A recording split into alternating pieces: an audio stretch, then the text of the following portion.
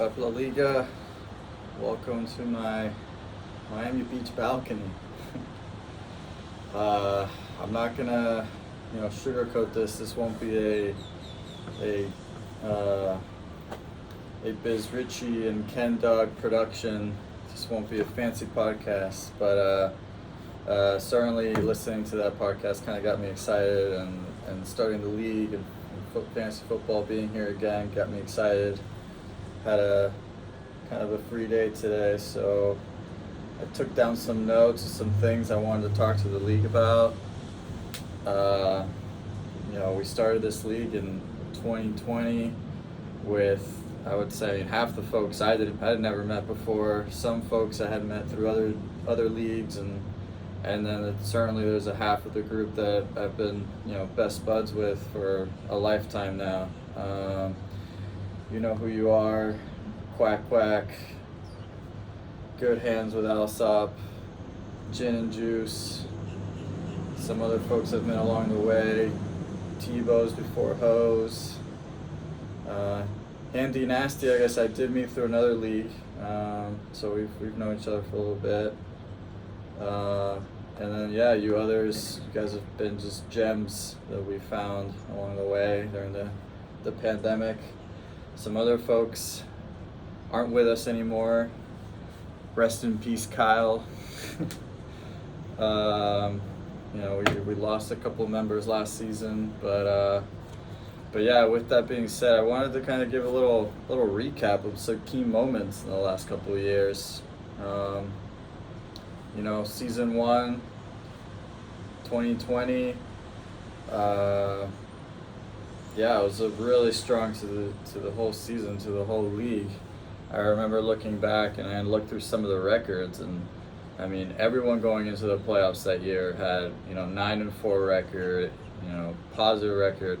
There was only one at the last final spot, last 6, the Nookie Monsters at the time, came into the playoffs 6-7. So it was a tight race, and it looked like there was about 4 or 5 other teams that had a 6-7 record, and it just came down to points for that final spot. But in that year, the top 3 seemed to be Biz Ritchie, Ramrod, and Tebow before Hose. I mean, there was a bit of a race for the most points title. Biz Ritchie came out on top with that one. Very, very solid squad.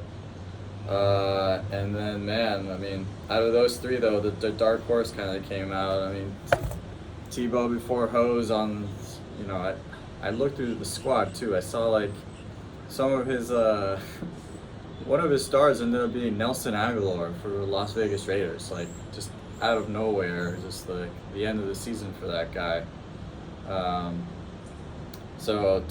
Like as I mentioned, I mean, we see the guy's name up on there. Tebow before Hose got the 2020 title. Biz Ritchie had the most points title. I looked at the championship game that year, and man, Ramrod had quite the squad with Derrick Henry. Now I'm blanking kind of on the others, but he had Derrick Henry, even had David Johnson from the Houston Texans. In that final matchup, David Johnson scored 27 points. The letdown was Derrick Henry, though, surprisingly. Only scored him 9.8 points, so barely 10 points. And meanwhile, for Tebow before Hose, the Devontae Adams went for a monster game of 37 points. Nelson Aguilar, went for 24 points. It was, at the end, it was 164 points to 133. Title going to Tebow. Incredible run. Great start to the year. And of course, we can't forget about the damn Sacco. The first Sacco of the league, and will never be forgotten, goes to Good Hands with Alsop. Nobody wants anything to do with that insurance policy. We might need to change that name. I wanted to mention some notable trades that year that I think we'll see kind of trickle-down effects, and I've already seen some. Our Nookie Monsters back then, they made a trade leading up to the playoffs to get Alvin Kamara. They traded away first rounder to Wuhan viruses that would now be called Ken Dog Millionaires. So that gave Wuhan slash Ken Dog what ended up being Jalen Waddle. I actually ended up taking a couple. I dug into those transactions a little bit just for fun, and just because I had noticed that Nookie still had a first round pick.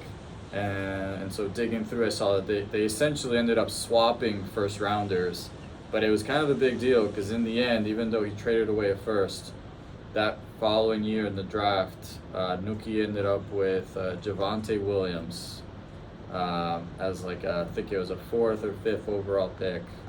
So they swapped picks. He comes out on top. I would say, but young career still for both those guys. A little bit more to come on that because Ken Dog does not have Javonte Williams, and we'll see why in a little bit.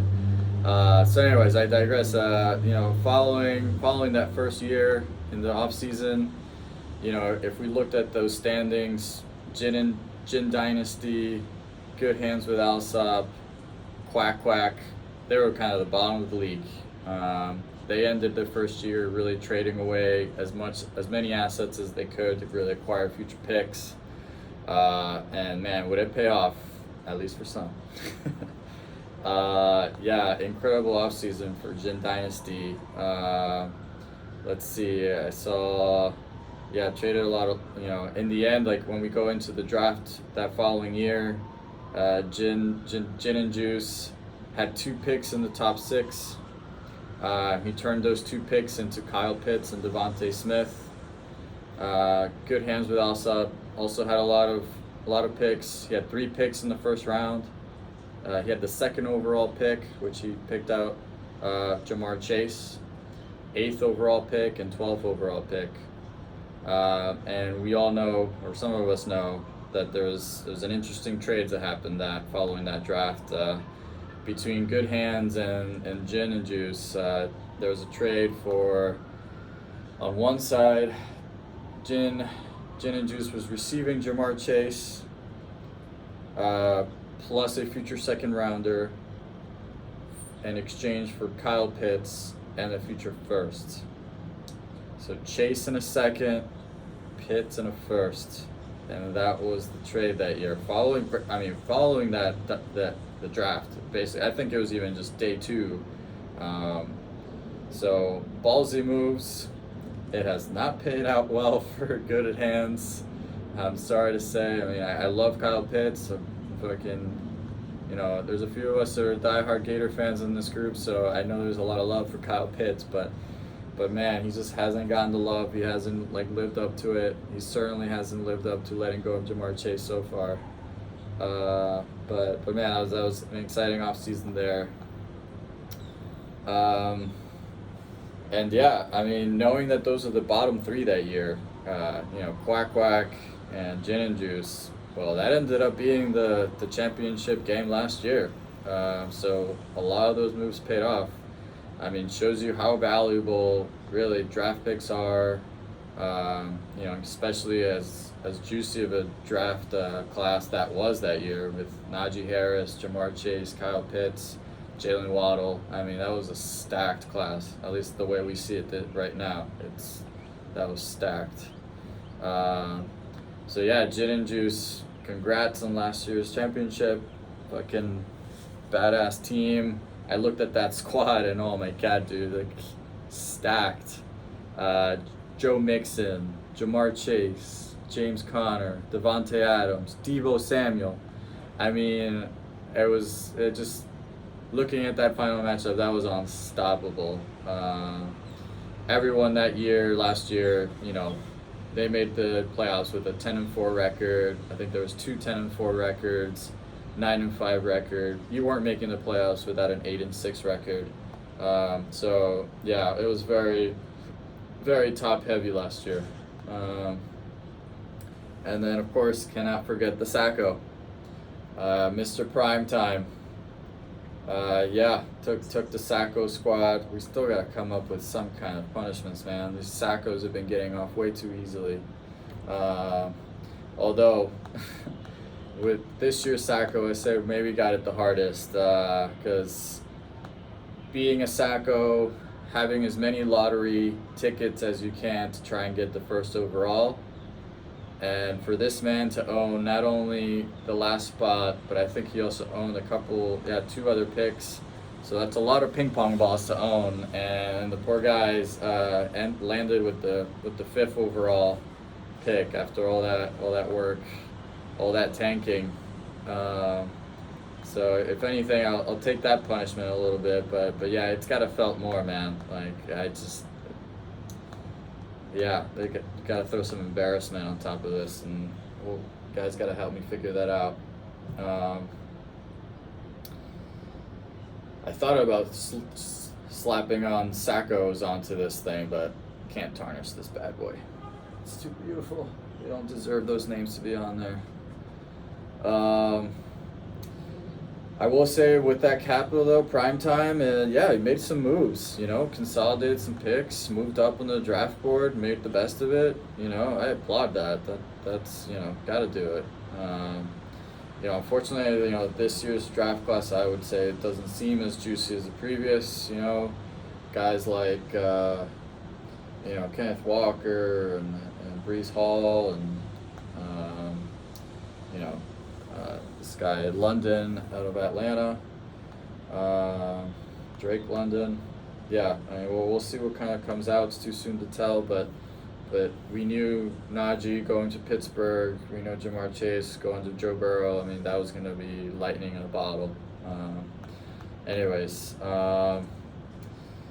Let's see. So that was this past off season. Anything other notable trades? Besides those consolidation picks, the most notable trade, I guess, was the most recent one made just last week between Primetime and I. I've been trying to move Michael Thomas for a little bit. I knew that was a solid contract. Yeah, I did believe in Michael Thomas, but I really wanted to see what I could get out of him, just in case things didn't pan out. Had to have some insurance policies, and made a sweet deal with Primetime, 2 future firsts. I think there was even a second or a third involved in there, and Jerry Jeudy that also has a 2-year contract. So I could extend them if I wanted to, about $100. Didn't have the greatest of performances last week with Russell, but I still believe. I think they'll get it together. Still got a touchdown. He's definitely a weapon. He's young, so hoping Russ and him get a little connection going. And then Michael Thomas showed us that he's the guy that he wants to believe he is, and that he has shown us that he can be. 2 touchdowns. It was a great contested catch that he had in the end zone. So the dude still has the hands, still has the moves. So we'll see. But I love that trade. I think Primetime at the moment is happy with that trade as well. Let's see. I did a little bit of fun. I jumped into one of these websites to check out the little algorithm and check out what the believed power rankings might be. And man,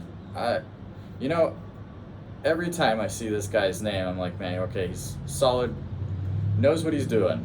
Solid GM, knows how to do the free auction draft, has been savvy with trades and picks. That's Team Ramrod. Coming out on top in the power rankings, and I guess not gonna say I was surprised. Solid owner. And just to make out the top 4 from this algorithm, Quack Quack, Gin and Juice, the top 2 guys from last year are in the top 4. And then I was kind of surprised to see this other name. Handy Nasty came out in the top 4 of the power rankings. No disrespect, but I was just looking at that squad, and it's just, I guess there wasn't anything spicy. It wasn't, I think and I guess that what the algorithm liked was just how steady and how much depth they seem to have. When you looked at the position ranks of each roster and the construction, at the number running back 1, wide receiver 1, they don't get high, any kind of high stats or any high value there, but everywhere else they're up there, steady, 2, 3, 3, 4. And I guess I have to assume that's where you earned the top 4 in the power rankings. And then this was just an honorable kind of mention or fun fact. Like, going through this data, going through the history, going through these draft picks, and having seen Jalen Waddle, having seen Javonte Williams being drafted by previous owner Nuki Monsters, I was looking at Team Ramrod squad, and I'm like, when the hell did this guy get Javonte Williams? Whoa, like, I somehow missed that, and I was like, and looking at last year's draft, looking at last year's transactions, I noticed there was a trade leading into November, so we're not too far from playoffs, and it's Antonio Gibson straight up for Javonte Williams. And I'm just, like, I guess if we go back in time, maybe, Antonio Gibson maybe was having a good season, but I just don't remember last year being all that great. He just keeps having these question marks, and J.D. McKissick was looking pretty solid. Luckily this past week he was the guy, so kudos, but man, when I look at Javonte on the field, that dude is scary. I own him in a lot of leagues. Unfortunately don't own him on this one, but I'm interested. So yeah, man, to see that little exchange, that was it's a ballsy move. I can see how Javonte maybe he didn't want the 50-50 split, but it's just Antonio Gibson. He wasn't like 100, he wasn't a full snap count guy either. Anyways, yeah, I just going through the power rankings and looking at Team Ramrod squad, I was just like, man, it's looking formidable at the moment. So that was a bit of a long recap there. I hope you guys enjoyed some of that. Really quick, I'll go over some the week 1's kind of recaps. We've all drafted, we've all got our squads. Let's now putting them to the test. Let's see how we did. Let's see after all the analysis, after all the free agency, all the different moves, new quarterbacks, new homes. Storylines that I put down here that kind of came to mind is just, the Chiefs and the Bills and the Vikings. They, as far as NFL concerned, they looked like solid squads. The Chiefs, even with this new wide receiver core, they figure out a way. They still have Travis Kelce, and then in company, we'll make it work. Patrick Mahomes went on fire. The Bills, offense and defense, man, they look solid. I kind of feel like the Rams were flat, so I'm not going to give them all the credit in the world, but man, dude, yeah, Josh Allen's definitely, put it together. Him and Stephon Diggs, that seems to be a monster duo again this year. That backfield's kind of weird, kind of shaky, multiple heads there. Gabriel Davis seems to be a solid snag. And we all know, we don't have to say anything about Justin Jefferson. That dude's been a beast and was a beast in week 1. Other storylines, the Packers, woof. Dude, Aaron Rodgers can't do it all, man. I was skeptical going into this with the wide receiver corps. I remember Alan Lazard 2 years ago was just a guy off the bench. I don't even think he would have seen the field if Devontae Adams hadn't gotten hurt. I remember there being an exchange where Aaron was just get this guy on the field. But yeah, if Alan Lazard is your best option right now, and you're just kind of waiting on some rookies to figure it out. At least their backfield looks solid. I don't think you can go wrong with either one, Aaron Jones or A.J. Dillon. But hopefully they get a better offensive line going, healthier offensive line. And yeah, but man, that's looking a little shaky. Cam Akers, whoopsie. I think enough said there. We're all kind of, if you own them, you're scared. You're having a lot of regrets. But we'll see. Still week one. But he is coming from an Achilles injury. Those don't tend to work out very well. Marlon Mack, I think, was a recent Achilles injury guy. He's, 49ers just picked him up, put him in the practice squad, but he didn't make the Houston roster, and we'll see. I feel bad for those guys. I mean, injuries fucking blow, but we'll see. Cardinals, another wolf. Just smelly. Just not. I don't want any part of it. I'll wait to see what happens when DeAndre Hopkins comes back, but until then, woof. Let's see. Week 1. Again, fucking Team Ramrod, man. High score. Totally demolished Good Hands with Alsop by 43 points. I think that was the biggest deficit this past week. At the bottom of the pile, we've said a lot of good things about Quack Quack, but stinky. 89 total points. Kyler Murray and Fournette being the only folks that scored double-digit points for him. Everyone else. Bad beats of the week. Sorry, Tebow's. Tebow before hose, losing by 2.6 points. I think we've all seen it in chat. Melvin Gordon just seemed to have the game. I mean, they were splitting that workload. All he needed was 2.6 points. I guess he was even ahead at some point. I forgot exactly the trajectory, but we all know what happened in that goal line, that fumble. He's brutal. Could have gone either way. Looking at some of the statistics, not to keep rambling on, Gin and Juice, I would say, kind of lucked out. I mean, they didn't score very big. They would have lost to 6 other members if just the matchup wasn't right, but pulled it out. Lucky break. The not so lucky break went for Ken Dog. Unfortunately, had to face me, second highest score. Would have beaten just about every other team except the top 2. Or at least it was something like that. It was at 8-3 or something. Would have been beating at least 8 of the squad. So tough break. Ken Dog's looking to have a solid squad. I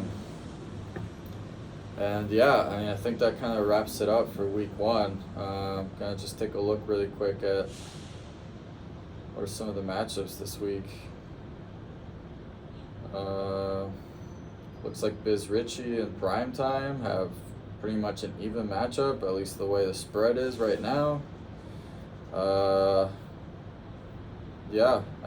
Nothing too notable. Team Ramrod versus T-Flex. T-Flex, in my opinion, also has a very solid squad. Looking forward to that matchup. Let's see. Quack Quack looking to lead up against Tebow's before hose. Try to steal the ship. Maybe go back to 500 record. We'll see. Very excited about tonight's game. Chargers, baby. If I had one team in the West Coast that I adopted, it was the Chargers. I'm kind of cheering for them on this year. I just want a good game. I want a solid game. I want to see those offenses go. I wish Keenan Allen was in the game. Then I feel a little bit more confident. This is at Chiefs in Kansas City, so it should be a tough one. I think this has been long enough. I hope you guys enjoyed it. It was a little bit fun for me. Maybe I'll make this like a weekly power rankings kind of deal. Keep it short and sweet. I think it was nice to just kind of give a recap of previous seasons, especially for the new members. I appreciate you all. It's great to have the new members on board. I get a good vibe from this group. Let's keep it going, baby. All right, good luck this week. Cheers.